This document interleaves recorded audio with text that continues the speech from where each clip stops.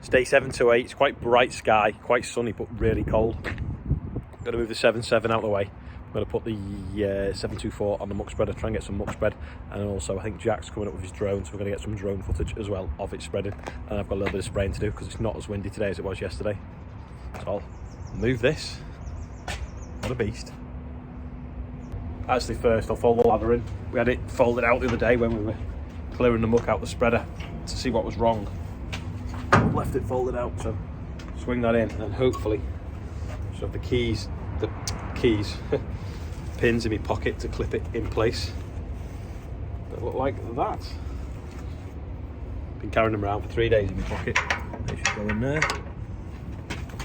somehow. Not too far. There we go. Clip that on, do the other one, and move the tractor out of the way. 7.7.10 cold start on the button. They start a lot easier, the older tractors, with not being electronically controlled injectors. This is the thing with John Deere's though, first time you move in the morning, you get that jerk, the worst on the 6000 range. But it's like something, like the oil runs off the clutch plates and they just bite first go. You get like this from Schultz. The thing I was thinking actually before when I was coming back, put a big weight block on this. I wonder what it'd be like on that 10 for a plough. I think it's worth trying, or do you think we just put it on a 936 or the 724? By rights, it should have enough horsepower to pull it. It's just whether it's got the weight to get the traction. Put the bucket on the Merlot now to spread this muck. If it gets too wet, i.e. under the piles, we might swap and get the digger. But for now, we'll try it with the bucket. See how we get on. Click it on, flip the switch. Give it a shake. There we go. Locking pin is in now. Let's go. Let's roll. Jack's here as well. See if he hits the gate. Nope. Jack's brought mugs as well, which are handy because they've got straight sides, so it means you can carry them 3 in each hand. Always remember that if you want outdoor mugs, get ones with straight sides. This is why you have straight cups, because you can hold them like that and carry them 3 at a time in each hand, so you can actually carry 6 mugs. Just levelling some of the ruts that we made when we've been carting muck on the field. Otherwise, when I'm going backwards and forwards, all I'm doing is bouncing. So just put the bucket down, back comb it like that, and then we have a bit flatter. It's a bit flatter for driving on when I'm scooping off the pile. Andrew's over there now, spreading his first load, and there's a drone somewhere above him. There's Jack's there in his ute, filming. Just noticed the chains come off the PTO, so one of these things has spread a bit, so I'm going to put it back on properly. Some pliers, mini pliers. That was a quick fix. Friday's quiz question was, what lives in there? There's a cartridge of grease that pulls itself down into here, and it pumps it to all the pins and bushes all over the chassis, so you don't have to grease the chassis and it don't seize up. Keeps everything running nice and smooth. Oh, and the boom bouncing, that was some settings in the computer that we've changed and it's a lot better now. But because this is quite well oiled, it can, like, one side can go down, the other side wants to go up, and it just gets itself in a rhythm and it's stuck in. Anyway, they've sorted that now with some setting changes. At the level crosser now, so we'll see how long it's going to take for me to cross, whether I've got to wait for any trains or not. I'll ring the signalman. Jack's over there now filming, hopefully he's got some good footage. I didn't have to wait too long to cross the railway. You see why I'm spraying it though? Can you see the grass weeds in it? All over it. So the field actually nearly looks green. It was killing all them off. It's quite compacted, this field again. This winter crept up on us before we could cover crop it. So it gets quite compacted. This field's got quite heavy clay content. So we'll probably loosen this with something before we drill the beans on it. I'm trying to steer and drive with one hand because I'm filming. So I'll get this finished in this corner off, this little funny shape. You can see on there better. Nope, wrong button, that one. just doing this corner here. There's the 2 pylons I've had to work around. And once I've done that, I'm going to use the wash tank and wash out on here as well, so that there's no traces of glyphosate in the tank for when I go on to spraying wheat later on in the week. And then also I can wash out twice on here with the wash tanks I've got with me, and then I'll go back to the yard, fill up again, fill the main tank and the wash tanks again. So realistically it'll have 5 rinses before we go on to something else, just to be on the safe side.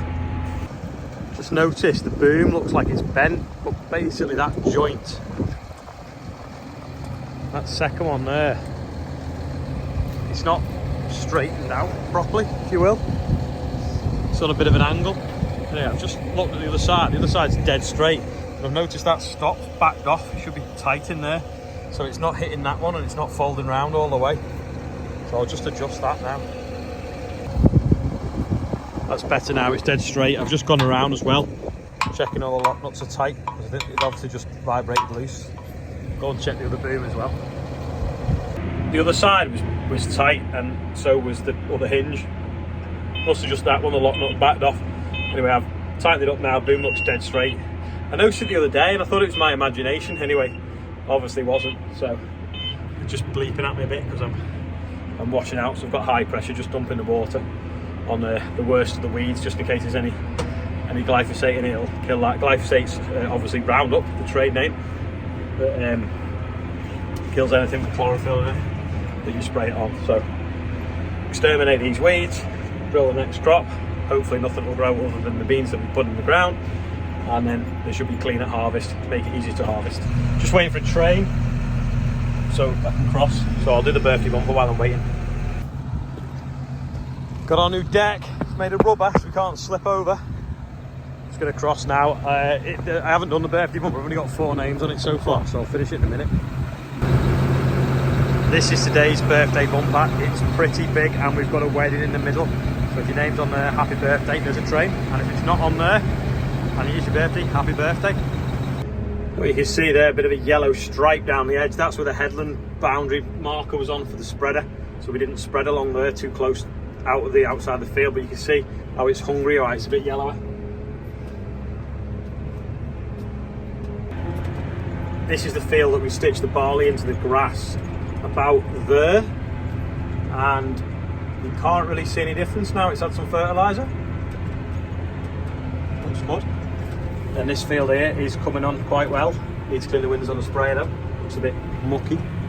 You can see actually though, you can see it worse when it came, but there's the odd sort of paler stripe in the field. And it must have just been the light. I just wasn't sure whether I'd left the border spread on there. Looks to be a bit of a lighter green patch there going down the field. But you can't really see it now. Maybe a tiny little bit. It's a shame the GPS doesn't know when you finish the headland and you've started going through the middle, that it doesn't go beep beep and to remind you. Some of them might do that now.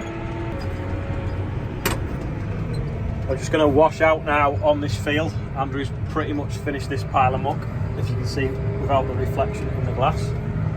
Just a little bit left to do. Got another lump on another field as well.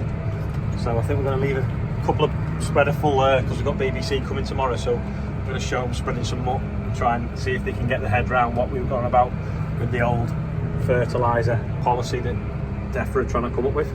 Just a light dusting all over this field now anyway. Got the pressure right up, just dumping the water out in the middle of the field. Just get rid of it. There he is. What a date night day. Spreading muck.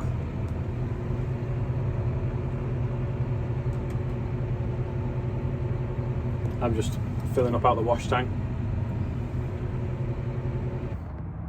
Quick quiz question for you. What is that for? Little sticker of the scales on the drill. If you think you know, leave a comment below. There's no diversification Sunday today because I've been working today. If there's a diversification Sunday, it's because there's not a lot of farm work going on. So that's why I show you the different diversifications. Anyway, here's a few clips of what Jack got before with his drone.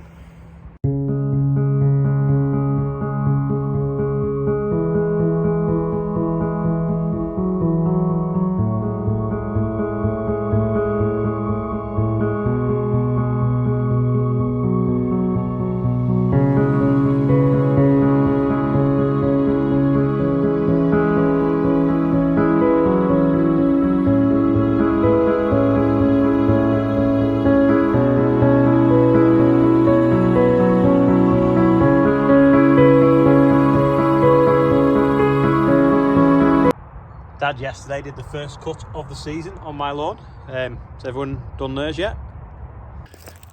Amazing sunset, just walking over to get the Merlin. It's behind that tree. And quick call really, has anyone got a 665/34 tyre? It's the same as what's on fit on the front of a John Deere 7000 series, I think. Stuart's Planting the Spuds has had a blowout on one of the front tyres, so if anyone's got one, can they get in touch please? Because he's obviously struggling to get one on a Sunday, but also he probably will struggle on a Sunday morning to get one, so if anyone knows where one is, let us know. That's all for today. Got the BBC coming tomorrow, going to do some filming, talk about the risks now associated with growing wheat, how they've quadrupled over the last few months. So we'll do a little bit on that, show them a bit of muck spreading, show them how it's impossible to feed the world with muck. So that should be interesting. So thanks for watching, I'll see you all tomorrow.